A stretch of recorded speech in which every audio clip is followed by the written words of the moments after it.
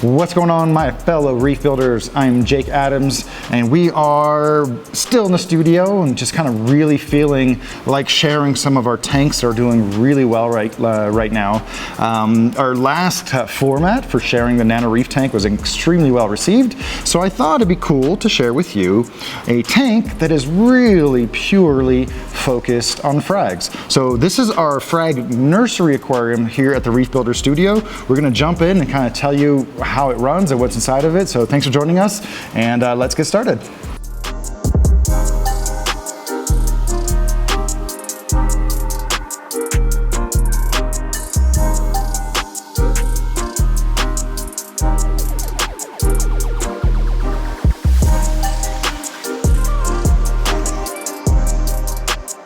A lot of people have frag tanks. We have frags everywhere, so it feels not exactly super accurate to describe this tank as our frag tank, but this is what I call almost like our frag nursery aquarium.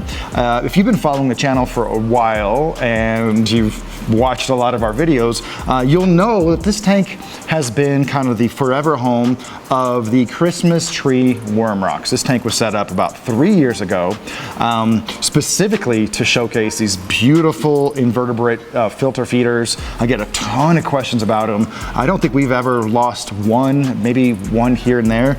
They've just gotten like really big and showy. This is just kind of a classic 3 foot long, 30-gallon tank. This is a Innovative Marine Nuvo EXT. It has a basically an external drain or external overflow box, which I just absolutely love. If you've been reefing for a long time and you have these huge overflow boxes just taking up so much space inside of your tank, you'll know how much of a breath of fresh air it is to have an external overflow box, and it's something that's more accessible, more visible on the outside of the tank, but it doesn't take up that precious volume inside your aquarium. So like I said, this is the 30-gallon long. It's 36 inches long. It's being fed by a Seche Syncra STC 3.0, so one of the new controllable pumps from last year. And that's kind of important for this tank because what we're able to do is kind of fine-tune the feed rate to the aquarium with the drain rate of that external overflow box to keep the overflow box pretty much full, so there's no splashing from the teeth down into the box, and also so the drain rate is in step with that as well, so it doesn't gurgle out and cause a lot of bubbles and splashing behind. So this tank is basically just like a satellite aquarium. It's attached to our 600-gallon system via this 180-gallon really shallow coral flat, so I don't really have to monitor an extra set of parameters, and I can feed this tank like crazy. That's kind of the point of this tank, right? With the Christmas tree worms, I can feed like crazy. Whatever doesn't get eaten here goes back into this tank. It's eaten by a lot of the SPS corals, so I do try to feed at night. Doesn't always happen. And then that will overflow it to feed and nutrify the entire system. Last couple pieces of equipment on this particular tank. Since we're talking about water flow, I'm using an AI Nero 5, and that pump alternates between kind of like a constant current to create a very strong actual gyre flow and a back and forth flow that I believe is going on right now to create a nice gentle wave, which is very well exhibited by the long flowy polyps of our flower pot corals. There is a plate, kind of a dividing plate. It's not like a perfect divider from front to back. It takes up about 3/4 of the footprint, and it only extends about up to about here on both ends. And that really helps to organize the water flow and create that really efficient gyre flow movement that I've always been a fan of. And so the underside is a kind of a no man's land, and it's, I used to always really battle my sponges, but these days in certain areas I kind of just let them go, and it's kind of really interesting to see underneath this plate with a flashlight. I don't look at it very often, but when I do, man, those sponge growths are starting to look really natural, especially considering they're growing on pure plastic, so there's no rock to influence their shape, and they just do really, really well in this aquarium. And last but not least, I'm using a 150 watt MaxSpect Razor 2. Remember when MaxSpect was known for LED lights? You know, that's what they really made their name for on the market for. And over the last 5, 6, 7 years, they've just really been all about that gyre pump, Air Aqua Duo protein skimmer, and most recently the really affordable Jump line of gyre pumps, return pumps, and protein skimmers. So.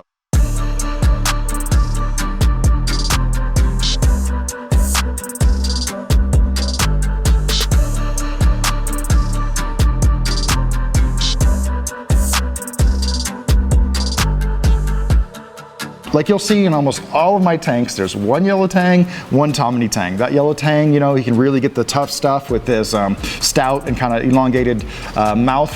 Really helps him to get into a lot of the crevices, so there's just very little algae growth. And then the Tomini tang is with the bristlemouth tooth tangs. He does a great job at like grazing some of the flatter surfaces. So together, I feel like they're just like a really great team for combating algae in a wide range of aquariums. But one of my all-time favorite fish is the Chrysiptera starkeye, the starkeye damselfish. So I do have a pair of them in here, and it's one of the first fish I fell in love with. I know some of you guys will understand like some of those first loves from the older days of the hobby. Like those fish will always be special to you. Later on in life, I found out there's actually 2 different versions of the starkeye damselfish. So here we have the Australian version. I got these from Quality Marine, and they're eventually going to go in my kind of drop-off LPS tank. They've been here for like a year just chilling. Look at them. They know I'm talking about them. They're just right there out in front. But the Australian version is a little bit brighter yellow. The Filipino version can kind of get a little bit more dusky, and then the interface of the yellow to blue right at the tail is a little bit different between the 2 fish. So the brightest ones are by far the Australian starkeyes, and I've had them in here for a while. They're just a place where I can really enjoy them, and they can benefit from all the extra food that goes in this aquarium.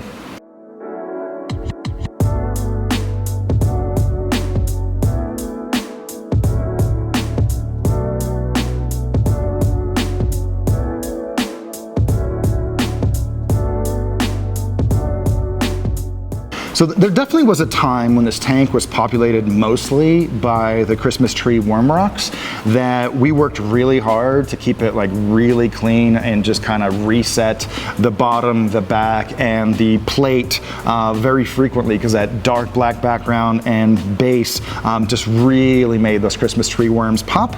But since I've been feeding a lot more and putting a lot more corals in here, nursery style, this is the place where I put corals to grow in a more controlled environment. Like say for example, I get a really nice single coralite of an Asian style Lord coral, right? I don't really want to put that in the rough and tumble bigger tanks where a lot of different things can happen. I put them here, I keep a close eye on them, feed them really well, and get them up to like a small, medium colony size before they graduate to being put on display or being put in some of the higher energy environments. So like I said, this tank really started out with the Christmas tree worm rocks. There's 4 primary pieces, and there's maybe it's a different species there on the end that has smaller Christmas tree worms. There's just not that much information to know, is it a different species or are they juveniles of the same ones that I have? Verdict's still kind of out on that one, but 3 of the rocks are very well populated by Porites coral. The one in the middle right there is completely denuded. When I got it, the Cyphastria wasn't doing well, and it took about 2 months for it to just kind of all go away. And I had an idea of gluing some Bizarro Cyphastria just to make it a little bit crazy, but I kind of think that that would take away from the awesomeness of the Christmas tree worms. I'm not totally against it, but in the meantime, some regular Pavona decusata has started growing on it. That's just kind of like the regular mint green, fuzzy, hairy Pavona that's really common, really hardy, and some of the old Cyphastria has survived in just like tiny little spots. So I feel like the proper thing to do is to let that Cyphastrea have a chance at recolonizing its old rock. On these 4 rocks also is kind of a mixed population of coral hermits. So these are hermit crabs that just kind of live in a hole, and instead of having a shell and walking around, they just live in the coral, and they use like really feathery antennas, kind of like a moth, to capture stuff out of the water. And it's super cool to see their antennas actually get dirty with particulate foods, and they kind of bring them in and just scoop particles off of their antenna. So that was kind of like the foundation of this tank. I got them in the back with, you know, medium highlight, not super bright light. Oh, also the second from the left has 2 kind of Pacific style flower anemones. Kind of not super certain where their taxonomic placement is right now, but if you're wondering why I have solid green flower anemones, those actually came on the rock. There's 2 different ones. We started trying to remove one of them, and he's just got like the perfect cup-shaped bottom. It was gonna be really destructive to the anemone, and he doesn't seem to sting too much, so we might revisit extracting those from the base in the future, but in the meantime, they're just nice little showy anemones. So obviously this tank is really fine-tuned for those Christmas tree worms. I wouldn't mind in the future if I set up a separate frag tank and then let those guys kind of re-own and just kind of be the only display animals, right? Because it's not just one thing, display animals for this tank. But if there's another group of corals that is kind of characterizing this particular aquarium, I would definitely say it is the flower pot corals that you can see all along the bottom. It would be kind of a small assortment of really fancy lords that are still kind of, you know, in development and growing out. A few assorted blastomusas. So on the bottom here, there's just some beautiful lords been coming around the hobby, as you know, and it's just super nice to have them in a tank with alternating water flow. You can see their polyps just kind of go back and forth. And I just want to make clear that not every gani that goes in here does super well. Sometimes I'll get 3 or 4 frags of ganis and they do fine, and sometimes I'll lose 3, and I don't know why. Sometimes it's just a little bit of an infection that I can't really put my finger on, but the ones that settle in well, they are growing well. So like these 4, 1, 2, 3, 4, and that 5th red one on the side, they were probably the size of these newer, smaller frags, maybe just under a year ago. The extra feeding and just good diffuse light overall has really helped with their growth. And then there is a very unique, one of my absolute favorites, I call it the purple wormhole. It's a purple branching flower pot coral that I almost killed back to nothing. I don't know why, but I have a piece in here and over in this tank as well. Purple branching Goniopora. Are you serious? It's got a little bit smaller polyps. It almost kind of fills the gap between Caribbean branching Parietes, which will have really big polyps, and just like wild branching flower pots. You probably are not familiar with the branching shape because everything's getting fragged down these days, and you got to grow it out for a while to realize how big it'll get. But that was a really cool piece that I got from Unit Corals several years ago. And then mixed among them right here, you'll see there's a couple of corals that are bright green. One of them has really flowy polyps. I got that from my buddy Joe Russo. It's one of those weird Astrioporas that thinks it's an Alveopora. I've been sent this picture or version of this picture probably once a year, every 2 years, where someone will show me a coral that looks like an Alveopora with really widely spaced polyps, and sure enough, some Astrioporas get a little bit confused about how long their polyps are supposed to be, and that's one of them. So big thanks to Joe for sending that one along. So I would say that the rest of the population of corals in here are kind of mixed. There's like a random kind of bounce platygyra that my wife fell in love with, and so it's here, so you can keep an eye on it real well.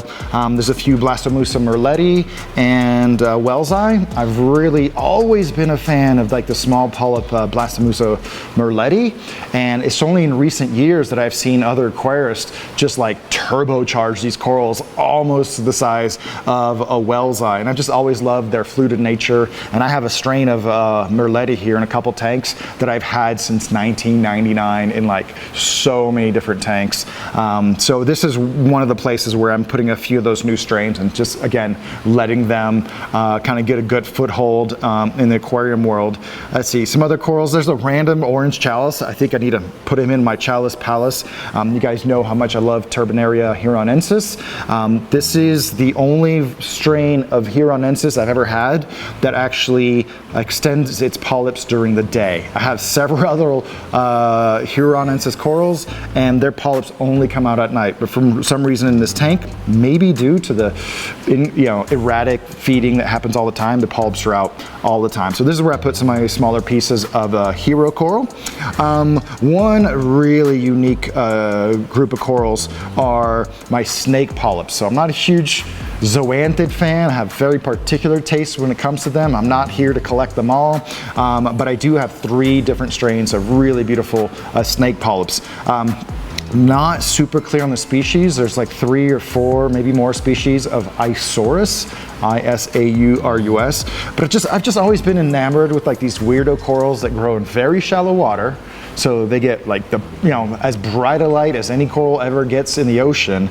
But during the day, they look like they're dying. If you've never seen them before, they're just like laid over on top of themselves, and they just look silly and lifeless with some unique colors. And then at night, they stand up every single night, like a little pumpkin. They stand up every night, and every single one of them has a bright white mouth. They just like transform into this other coral. So just the fact that that coral has that dual behavior nature makes me super, super into them. So I've got the St. Patrick's Day snake polyps. Those are green with a really orange highlight. I've got kind of a standard knobby jade green version. And I've got another one that's kind of grayish green with a little bit of yellow knob. So if you look really carefully, you'll find some good stuff in that group of zoanthids. And then the only other zoanthids I keep in here is, I don't know what the name of the strain is. It's just one that I, again, nostalgia, first fell in love with when I had some in college. Just real nice pink zoanthids with green centers. They would not win any hype awards these days, but they remind me of tanks that I've had on and off for about 15 years. And then on the other end, just to me, just one of the all-time just greatest zoanthid strains ever are true purple people eaters, lineaged back to Blaine parents of the sea.org. By far, it was the first zoanthid strain to be named. What are some other things in here? Oh yeah, I got a couple oddballs in here. You can see a couple frags of really thin branching, kind of bluish gray-green Cyphastria decadia. I got those from some separate people, but they looked really close, so I put them together, and they've turned out the same. I don't know if they're the same strain, but wouldn't be surprised if they were. Right next to that one is a really cool oddball coral. It's called Oculina. It's related to galaxias. This one only comes from Tampa Bay, but there's species all over the world, and it's a facultative heterotroph. So what that means is sometimes it's photosynthetic and sometimes it's not. And in higher latitudes, it will be seasonal. So in the wintertime when it's cold and dark, they're gonna be completely white with clear polyps, no zooxanthellae, and they just focus on eating. And then in the summertime, they're gonna be reinfected due to light and warmer waters, and they'll be kind of a light brown with light brown polyps. What's really interesting about this one, it's the only one I've ever seen that basically had some green polyps. Not neon green, right? But just like a little bit of a hint of green, more obvious under more blue light. Big thanks to Levi and Chris Meckley of AC Aquaculture for going out of their way to source those legally from Tampa Bay for me. And then right behind that, in the very back, in the shadow, is my still alive and barely coming back a tiny piece of amazeball gani. I know a lot of people who've had troubles with those. I don't know why. Mine was literally surrounded by 3 other, when it was doing well, when I first got it from Unicorals, it was surrounded by 3 other big, luscious Goniopora strains, and they never got too close to touch it. And just one day it closed up, said, I'm not gonna be happy anymore. And I swear to God, man, that thing got passed around. I gave it to Chris Cap for a while. I put it in the corner somewhere somewhere to see if it was gonna come back or die. And I sent it over to Chris Capps over at Aquatic Art to see if it was gonna come back or die, and it just stagnated. Then I put it in like the opposite of the nursery. I've got a kind of a coral triage corner when I'm just like tired of looking at ailing corals. They'll go in that corner, and it didn't die. It just kept on having just a couple polyps. I'm like, all right, well, let's put you in the nursery and just see if you'll kind of come back. I swear, this has been a 1.5-year saga. And if you look at it really closely, it's probably up to 6 full extended polyps now, and it's actually kind of a miracle. I'm still gonna be like gun shy about the coral forever. I think we have almost everything. Like I said, there's a couple NPS corals on this side, there's a wire coral on the other side. I've got some really interesting strains of galaxias on the other end. I swear, I need to take all my galaxias and put them in one tank so I can appreciate them all. A galaxia is really hardy, really fast growing, really aggressive. It doesn't care what coral you put next to it. If it's not a galaxia, it's gonna do some work on it, and not in a good way. Last but not least, I know people have also had real challenges with cristata torches, right? So they are a micro torch coral. They don't really separate. They branch, but the branches the coralites kind of stay together. Those come from a wide range, but they're more often seen coming from Tonga, which by the eruption from last weekend, I don't think we're gonna see Tongan corals being exported for a long time, but I was really lucky to get just a really awesome deal on 3 different pieces last summer at a local frag swap, and I've got a yellow tip, an orange tip, and a green tip. The orange tip really only looks its best under super blue light, but it's just super cool. You can see I got them on their own magnetic frag rack there in the back. The gold tip, of course, that was the one that somehow the frag rack fell a little bit and it touched the Porites. I was really surprised. The Porites won, and it's tongue back that cristata torch a little bit. Like I said, when I sit down and do videos and really share with you what's going on in these tanks, gives me an extra level of scrutiny and observation to share on the video. So not much to really say about maintenance on this tank because it's tied into a 600-gallon system. The feeding is my frozen coral food mix, where I throw a little bit of everything in there, and it's less important what you feed than how you feed it. So I really go out of my way to shut this tank off, put a little bit of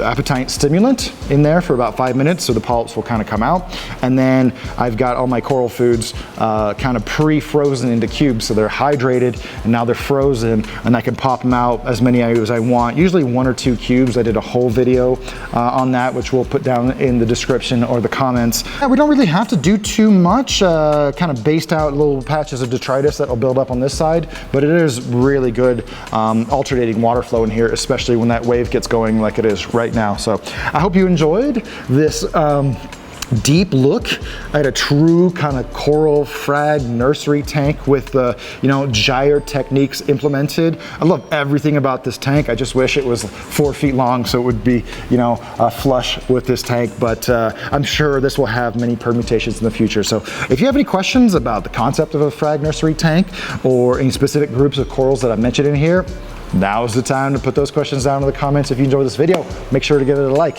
If you know anyone who is looking for frag tank ideas, share this with them. And most importantly, if you like this kind of content, make sure you subscribe, hit that notification bell. And big thanks to our sponsors for letting us just kind of geek reef out with you guys on this stuff as often as we do. So I really appreciate you guys joining us for this video, and we'll catch you guys in another one very soon. Bye guys.